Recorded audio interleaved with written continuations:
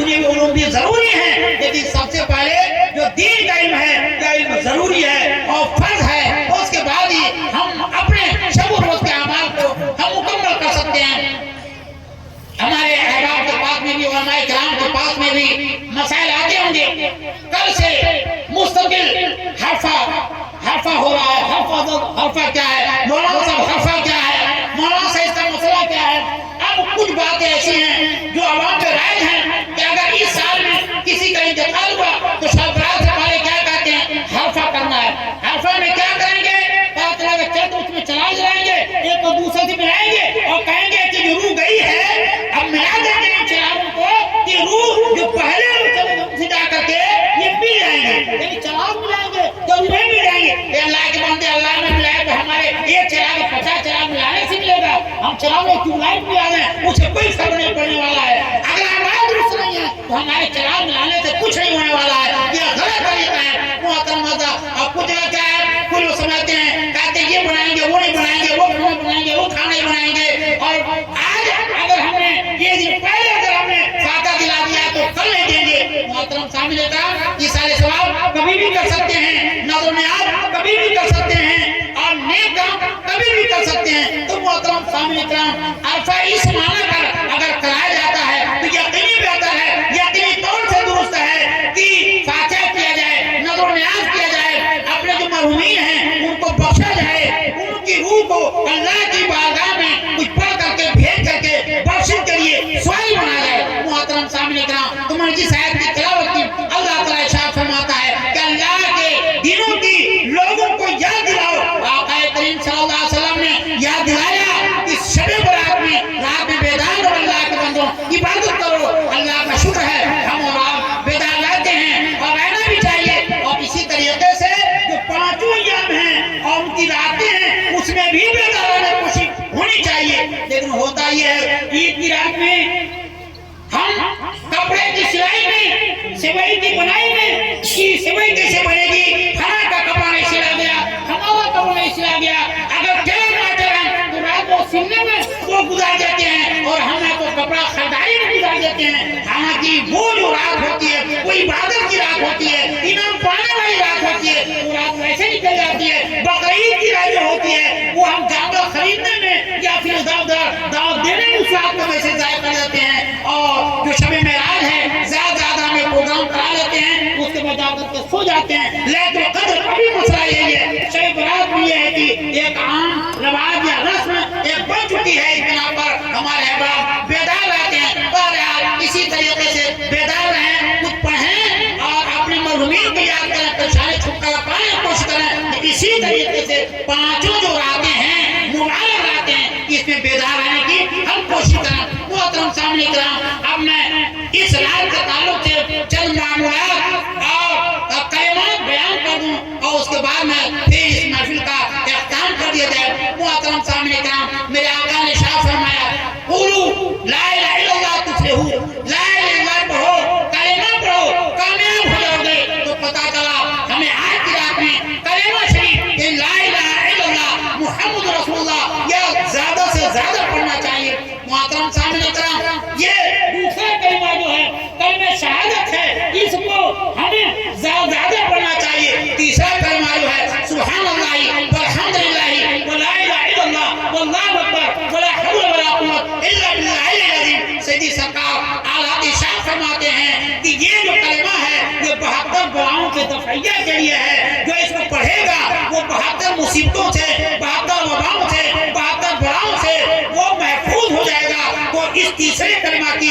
ہم اس رات میں کثرت کریں گے۔ وہ تو بخاری شریف میں ہے سبحان اللہ وبحمدہ سبحان اللہ العظیم، اس کے تعلق سے بخاری شریف میں فرمایا گیا ہے کہ کلمتان دو کلمے ایسے ہیں جو خفیف ترین لسان، زبان پر تو بہت ہلکے ہیں لیکن ثقیلۃ علی المیزان، میزان پر بہت بھاری ہیں، یعنی میدان محشر میں جو ترازو کو لگایا جائے گا گناہوں کو تولنے کے لیے، اگر پہاڑوں کے برابر بھی گناہ ہو اس کو ایک طرف رکھا جائے، اور بندے مومن جو صدق دل سے سبحان اللہ وبحمدہ سبحان اللہ العظیم پڑھے گا ایک طرف رکھا جائے گا، تو پھر وہ کلمہ اس تمام گناہوں پر بھاری ہو جائے گا۔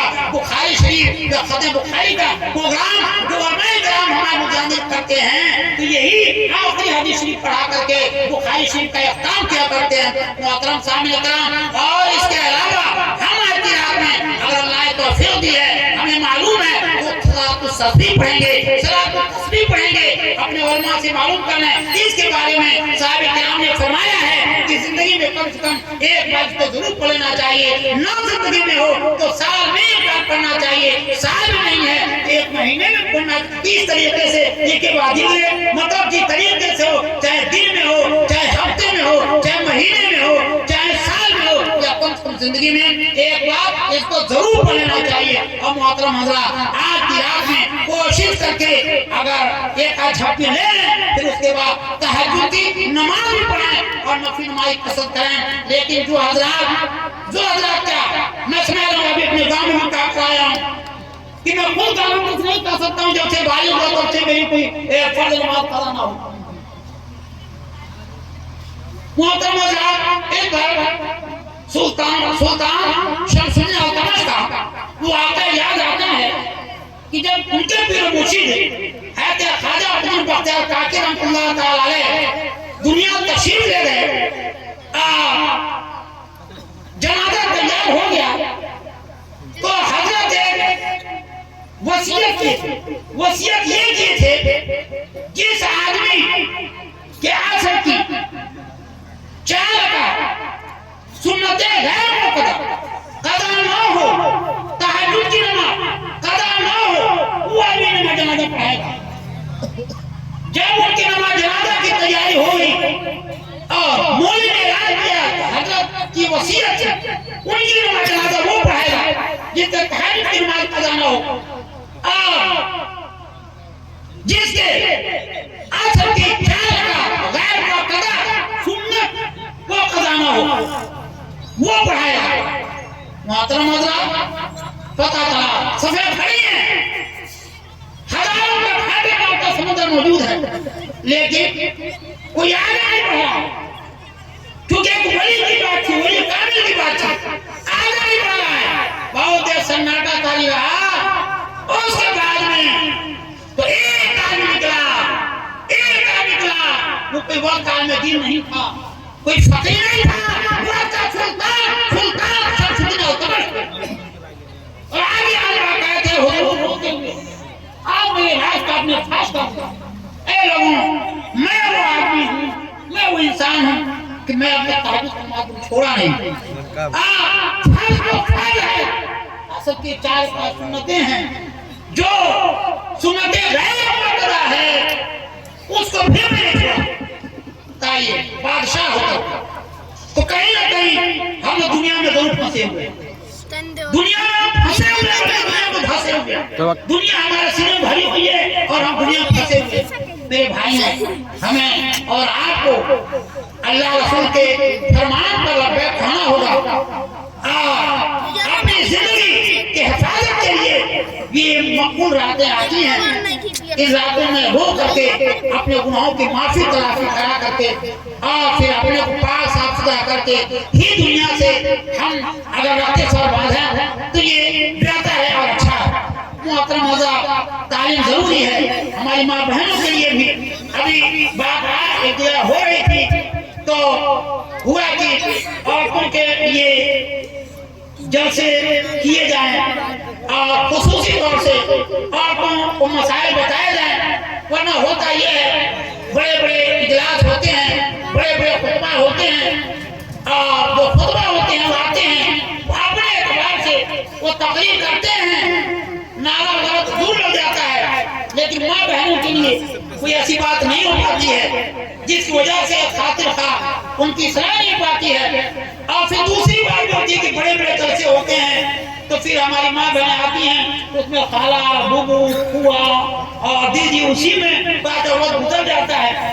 تو ضرورت ہے ہمارے بھائی ہیں مسجد پہنچتے ہیں, اجلاس میں پہنچتے ہیں, کوئی مسئلہ تو جان لیتے ہیں لیکن ہماری ماں بہنیں نہیں جان پاتی ہیں تو ان کے لیے بھی چھوٹے چھوٹے پروگرامات کیے جائیں اور اس میں خواتین جو معلمات ہیں ان کو بلایا جائے. اور الحمدللہ آپ تو جگہ جگہ ہماری بہنوں کے لیے مدارس بھی کھولے جا رہے ہیں. ضرورت ہے ہم اپنی بہنوں کو بھی دین کی تعلیم سے ہم راستہ بنا سکتے ہیں. دیکھیے کسی دانشور نے کہا اچھی بات کہے کہ جب کھیتی اچھی ہو تو فصلیں اچھی ہوتی ہیں, کھیتی اچھی ہو تو فصلیں اچھی ہوتی ہیں, اما بہنیں اچھی ہو تو نسلیں اچھی ہوتی ہیں.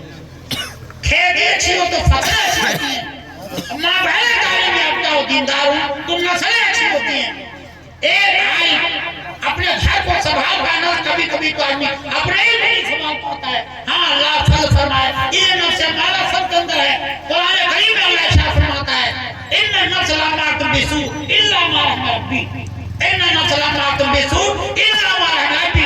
نفس ہمارا انسان کو مکمل برائیوں ہی کی طرف رہنمائی کرنے والا ہے. ہاں جس کے اوپر اس کے رب کا فضل ہو جائے, اس کے رب کا کرم ہو جائے, وہی بچ سکتا ہے, ورنہ شیطان پیچھے لگا ہوا ہے, حمزات پیچھے لگا ہوا ہے, موت پیچھے لگا ہوا ہے. آپ کو معلوم ہے نا کہ غوث پاک یہ لوگوں بہکانے کے لیے شیطان پہنچ گیا. غوث پاک رضی اللہ عنہ کو بہکانے کے لیے شیطان پہنچ گیا. اور جب ان کے اوپر جب اس کا اثر نہیں ہوا تو یہ کہا کہ عبد القادر جیلانی آپ کا دین نے بچایا, ورنہ اس مرتے پہنچے ہوئے ایسے 70 اولیاء کو میں نے غیرات بھٹکا دیا. بتائیے جب اولیاء کرام کو اور جب بزرگوں کو وہ اس طریقے سے دھوکہ دے سکتا ہے تو ہم اور آپ کدھر کے. بہرحال اللہ ارشاد فرماتا ہے کہ الا ما رحم ربی, جس کے اوپر اس کے رب کا فضل ہو جائے وہی محفوظ رہتا ہے. اللہ تعالیٰ کا بہت کرم شکر احسان ہے کہ اللہ تعالیٰ نے ہم کو مومن بنایا, ماں باپ مومن عطا کیے, ہم کو کہیں جانے کرنی پڑی. ہمارے بیان فرمائے حضرت خباب رضی اللہ عنہ کا واقعہ کہ اسلام پانے کے لیے, کلمہ پانے کے لیے کتنی ٹھوکریں کھانی پڑی تھی, کتنے کوڑے کھانے پڑے تھے, آگوں آپ پر گھسیٹا گیا تھا اور لوہے سے داغا گیا تھا, پتھروں پر گھسیٹا گیا تھا, لیکن وہ کہتے تھے احد احد قل اللہ احد کہتے تھے. محترم حضرات ہم کو کہیں جانا نہیں پڑا, کلمہ پانے کے لیے کہیں جانا نہیں پڑا, اللہ کی پہچان شناخت کے لیے کہیں جانا نہیں پڑا, قرآن کریم حاصل کرنے کے لیے کہیں جانا نہیں پڑا. رب نے فضل فرما دیا ہمارے ماں باپ پر, ہمارے دادا دادی پر, ہمارے خاندان کے اوپر کہ اللہ نے ان کو مسلمان بنا دیا. ہم آنکھ کھولے تو ہمیں لا الہ الا اللہ محمد رسول اللہ صلی اللہ علیہ وسلم ہم پڑھتے ہوئے ہم سنے, ہمارے ماں باپ آ کر کے, ہمارے اساتذہ آ کر کے, ہمارے محلے کے بزرگ آ کر کے سب سے پہلے جو کام میں سزا پہنچائے وہ اللہ اکبر کی سزا پہنچائے. محترم حضرات یہ کس کا فضل ہے؟ یہ پروردگار عالم کا کرم ہے, فضل ہے خدا قدوس کا کہ ماں باپ مومن عطا کر دیے. کیا آنکھیں کھلی تو ہم کلمہ پڑھتے ہوئے ہم بیدار ہوئے اور ہوش سنبھالے, ورنہ پھر کیا ہوا ہوتا. ایک آدمی نے ایک بزرگ سے, ایک تابعی سے کہا کہ کاش کی میں رسول پاک صلی اللہ علیہ وسلم کے زمانے میں ہوتا, میں بڑا بد نصیب ہوں کہ رسول پاک کے زمانے میں نہیں ہوا. وہ بہت ناراض ہو گئے, کہتے ہیں اللہ کے بندے ارے تم چھٹی کر رہے ہو. کہا جناب والا میں تو ایک اچھی میں سوچ بیان کر رہا ہوں, میں رسول پاک کے زمانے میں ہوتا میں کتنا خوش نصیب ہوتا. کہا نہیں, تم اس بات پر اللہ کا شکر ادا کرو کہ رسول پاک صلی اللہ علیہ وسلم کے زمانہ سے تم کئی صدی کی بات ہو اور اس کے بعد بھی تم کلمہ پڑھ رہے ہو, اللہ کو ایک مان رہے ہو, رسول اللہ کو اللہ کا رسول سمجھ رہے ہو, انبیاء کو اللہ کا پیغمبر سمجھ رہے ہو. اس پر اللہ کا شکر ادا کرو, ورنہ رسول پاک کے زمانے میں ابو جہل نہیں تھا, رسول پاک کے زمانے میں ابو لہب نہیں تھا, رسول پاک کے زمانے میں شیبہ نہیں تھے. رسول پاک کے زمانے میں ہونا کمال کی بات نہیں ہے, کسی زمانے میں ہو کلمہ پڑھنے والے ہو یہ کامیاب ہوگا. تو محترم حضرات یقینی طور سے ہمارے پروردگار کا کرم ہے, ہمارے آقا سرکار کائنات سرکار مدینہ رحمت العالمین صلی اللہ علیہ وسلم کا صدقہ ہے کہ اللہ نے انہی کی امت میں پیدا کیا, انہی کی وجہ سے ہم کو خیر امم فرمایا. امت کی میں سب سے بہتر جب سے دنیا قائم ہے اس وقت سے لے کر کے الہ قیامت سب سے بہتر امتی ہم کو اور آپ کو قرار دیا. ایسا نہیں کہ ہمارے کو سرخاب کے پر لگے ہوئے ہیں, صرف اس بنا پر کہ ہم اس آقا کے امتی ہیں جو آقا اللہ تعالیٰ کے سب سے محبوب, سب سے برگزیدہ, سب سے محبوب منتخب رسول و پیغمبر ہیں. محترم حضرات تو وہ رسول ہمارے پاس اللہ کا پیغام لے کر کے آئے، اللہ کا ایک فرمودہ جاریہ کو ہم تک پہنچائے. ہم اپنے آقا کا جس قدر شکریہ ادا کریں کم ہے، اپنے پروردگار کی بارگاہ میں جتنا بھی سجدہ شکر ادا کریں کم ہے. اللہ تعالیٰ آج کی رات کی عبادت کو، ہم سب کی عبادت کو پوری دنیا میں جہاں کہیں مومن مسلمین اللہ کو راضی کرنے کے لیے عبادتیں کر رہے ہیں، اللہ سب کی باتوں کو قبول فرمائے اور ہم کو لہو لعب سے اللہ محفوظ رکھے، علم دین سے آراستہ پیراستہ فرمائے، گناہوں سے بچنے کی اللہ توفیق عطا فرمائے. جو خرافات موجودہ وقت میں ہیں اللہ تعالیٰ ان سے بچنے کی ہمیں توفیق عطا فرمائے. اور ان تمام خرافات میں ایک سب سے بڑی جو چیز ہے اگر استعمال صحیح نہ کیا جائے تو اس میں موبائل ہے. بلکہ کی دانشور نے کہا اپنے بچے کے ہاتھ میں آگ دے دینا، موبائل مت دینا. اپنے بچے کے ہاتھ میں آگ دے دینا، موبائل مت دینا. ہاں بچہ ہوشیار ہو جائے، ذی شعور ہو جائے، اگر ذمہ داری سمجھتا ہے اور وہ ضروری ہے اس کے لیے تب آپ دیں، لیکن اس کے اوپر نگرانی رکھیں، اس کے اوپر نظر رکھیں کہ ہمارا بچہ موبائل کیسے استعمال کرتا ہے. اس کو کبھی چیل بھی کر لیا کریں، ورنہ صرف موبائل دے کر کے اور خاموشی اختیار کر لینا. بس یہ سمجھیے کہ دنیا کے خرافات کی جو جڑ ہے آپ نے اس کے ہاتھ میں دے دیا. اب وہ بچہ اللہ رسول کا فرمانبردار تو چھوڑیے دور کی بات ہے، وہ آپ کی بات بھی نہیں مانے گا، ماں باپ کی بات بھی نہیں مانے گا، دوست احباب کسی کی بات نہیں مانے گا. اور پتہ چلے گا ماں باپ کی بھی گستاخی کرے گا، استاد اور پیر مرشد کی بھی گستاخی کرے گا. اللہ تعالیٰ کا تو خیر، وہ تو نام جان رہا تھا کوئی رب ہے، کوئی پروردگار ہے، اس کو دیکھ نہیں رہا ہے. جب باپ سامنے ہے تو والد اور ماں کی بات نہیں مان رہا ہے تو پھر اللہ کا فرمانبردار وہ کہاں تک ہو سکتا ہے. میرے اسلامی بھائیوں، ہمارے ضروری ہے کہ ہم اپنے بچوں کی نگرانی کریں، اپنی بھی نگرانی کریں. اللہ نے ارشاد فرمایا ہے قوا انفسکم علیکم نارا، اپنی بھی حفاظت کرو، اپنے اہل عیال کی حفاظت کرو. تم سے تمہارے متعلق بھی سوال کیا جائے گا، بال بچوں کے تعلق سے سوال کیا جائے گا. بیٹا کیسے زندگی گزارا، تمہاری بیٹی کیسے زندگی گزاری، تمہاری بیوی کیسے زندگی گزاری، کہاں گئے، کب کیا کیے، کیوں کیے،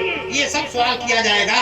محترم سامعین کرام، تو اس لیے ضروری ہے ہم اپنے اعمال کو سدھاریں اور جن کی ہم پرورش کرتے ہیں دیتا رب ہے اور کھلاتا رب ہے، ایک واسطہ ہے، ہم ایک وسیلہ ہیں. محترم حضرات، اللہ ہم سے پوچھے گا، اللہ کی بارگاہ میں بھی ہمیں جواب دہ ہونا پڑے گا. اس لیے ضروری ہے کہ ہم اپنی بھی حفاظت کریں، اپنے اولاد کی بھی حفاظت کریں. اللہ تعالیٰ اصلاح کے صدقے میں ہمیں مومن کامل بن کر کے زندگی گزارنے کی توفیق عطا فرمائے. اور جو گناہ صغائر و کبائر اب تک جانے انجانے میں ہم کے واقع ہو چکے ہیں، ہم تمام گناہوں سے توبہ کرتے ہیں. ایک بار توبہ استغفار ہمارے ساتھ اور آپ حضرات پڑھیں. استغفر اللہ ربی من کل ذنب واتوب الیہ. یا اللہ میں تمام گناہوں سے توبہ کرتا ہوں، میرے گناہوں کو معاف فرما اور غلطیوں سے محفوظ رہنے کی توفیق عنایت فرما. استغفر اللہ ربی من کل ذنب واتوب الیہ. السلام علیکم.